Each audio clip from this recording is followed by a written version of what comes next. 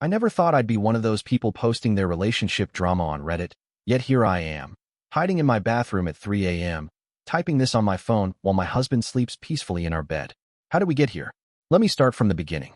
Jake and I have been married for 4 years. We met in college, dated for 3 years, and had what I considered a healthy, loving relationship. Our sex life was good, not mind-blowing or anything you'd see in movies, but comfortable and satisfying. At least, that's what I thought until about 6 months ago when Jake brought up the idea of inviting someone else into our bedroom. "It's just a fantasy," he said during one of our wine nights. "Something to spice things up, you know?" I was shocked at first. We'd never discussed anything like this before. But after a few glasses of wine and some late-night conversations, I found myself growing curious. Maybe this could be exciting? Maybe this would bring us closer? Most importantly, I didn't want Jake to think I was boring or closed-minded. So I agreed to consider it. We set boundaries. We talked about jealousy. We promised to be completely honest with each other. And eventually, we created a dating profile together. Enter Mia. She was beautiful, confident, and experienced with couples. She was everything I wasn't: spontaneous, bold, uninhibited. After several dinner dates and getting to know each other, we all agreed it felt right. Last weekend, it happened. We had Mia over for dinner, opened an expensive bottle of wine, and things progressed naturally from there. The experience itself was intense. Different. Not at all what I expected. I thought I'd be jealous seeing Jake with another woman. But in the moment, there was something almost hypnotic about watching them together. The problem came afterward, when Mia left, and it was just the two of us again. Jake was elated. He couldn't stop talking about how amazing it was, how perfect Mia had been, how he'd never experienced anything like it. With each word, I felt a knot forming in my stomach. Something felt off. That night, Jake fell asleep almost immediately, but I lay awake for hours. The images kept replaying in my mind. Jake's face when he looked at her, the sounds he made, the way he touched her. Were those expressions I'd never seen before? Did he touch her differently than he touches me?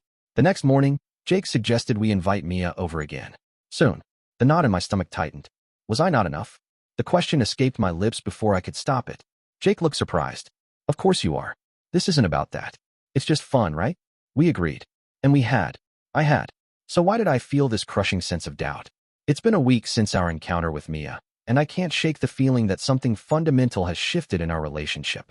Jake and I are going through the motions of our normal routine: morning coffee, work, dinner, TV, bed, but there's a new tension hovering between us, at least on my end.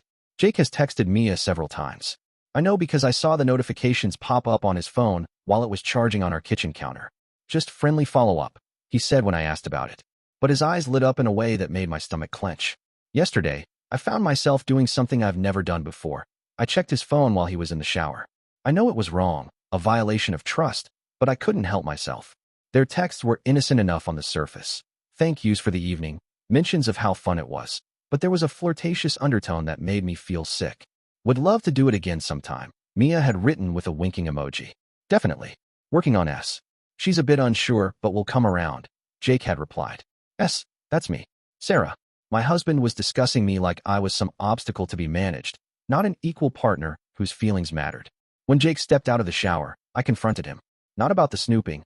I was too ashamed to admit that, but about my feelings. "I'm not sure I want to do this again," I told him. "At least not right away." His face fell slightly before he caught himself and nodded. "Of course, babe. Whenever you're ready. No pressure." But there was pressure. It hung in the air during dinner that night, and the next night, and the next. Jake was distant, checking his phone more often than usual, laughing at texts but not sharing what was funny. Our own intimacy became strained. When we made love 2 nights ago, it felt like he was somewhere else. My friend Rachel is the only person I've told about this. Over coffee yesterday, her eyes widened as I spilled the whole story. "Sarah, honey," she said, reaching for my hand. "Are you sure this is what you want? Because it sounds like Jake might be getting attached to the idea of Mia, not just the experience."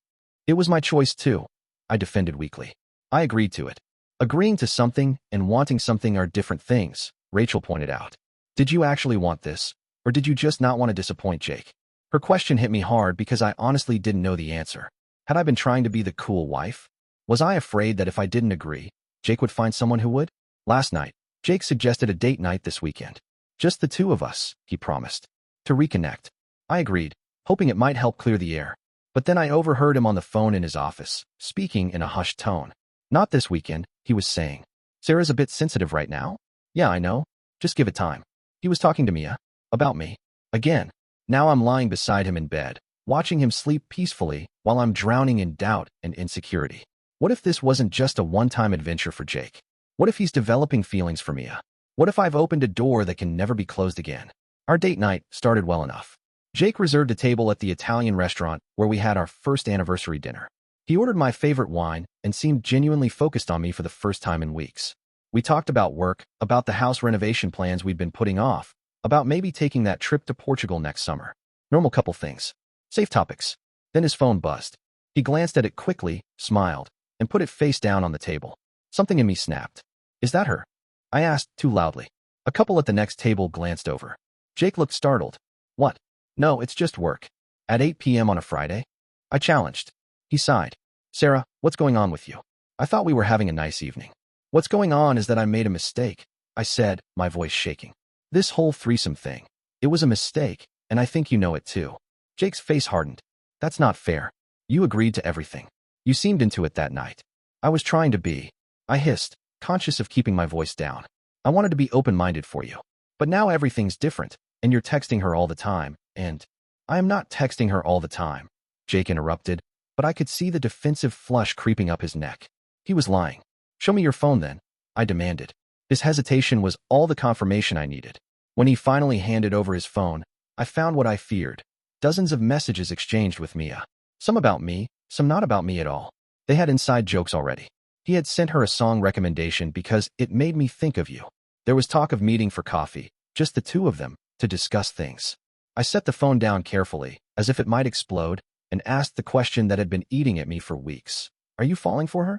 Jake didn't answer immediately, which was an answer in itself. It's complicated, he finally said. I love you, Sarah.